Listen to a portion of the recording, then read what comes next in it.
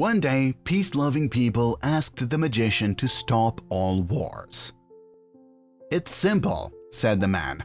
"I will destroy all weapons on the planet, and people will not be able to fight." Everyone rejoiced and decided to celebrate this event. For 3 days, peace reigned on the planet, while most of those who wanted to fight were looking for and could not find their weapons. But then they came up with the idea of making spears out of young trees and started wars again. The magician began to think about how to fix everything and exclaimed, "Don't worry, I will destroy all the trees, and they will have nothing to hurt each other with." It didn't help. People remembered about metal and began to make knives and swords. The magician did not give up.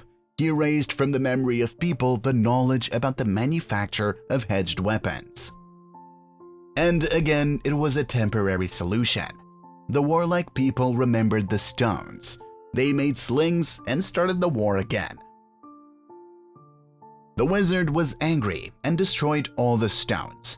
He thought that this was the solution, that he was able to establish peace on the planet. But then peace-loving people came to him again. They were shocked because there were no trees or stones left in the world. People did not remember how to process fossils and make metal tools to work the land. How do we live now? What to eat?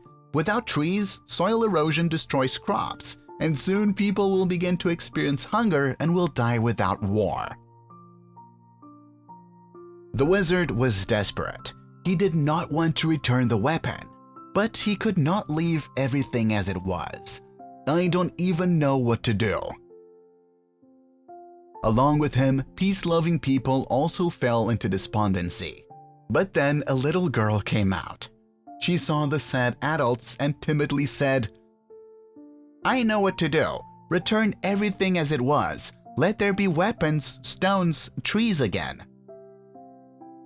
But what about the wars? What about the peace in the world? The magician was surprised. "You will return all this. Just make sure that each person feels how others perceive his actions. If one hurts the other, let them feel the same pain. And if a person brings joy to someone or gives good, then let this joy resonate in him." This turned out to be much more difficult than destroying all weapons and then returning them. It was harder than rebuilding trees and building rocks again. But the magician conjured day and night, and the girl's desire spread all over the globe. It was as if people were infected with a virus that made them feel someone else's pain. And at the same time, to receive incredible pleasure and joy from a good deed done. Within a week, all wars stopped all over the world, and people managed to agree on what they could not agree on for many decades.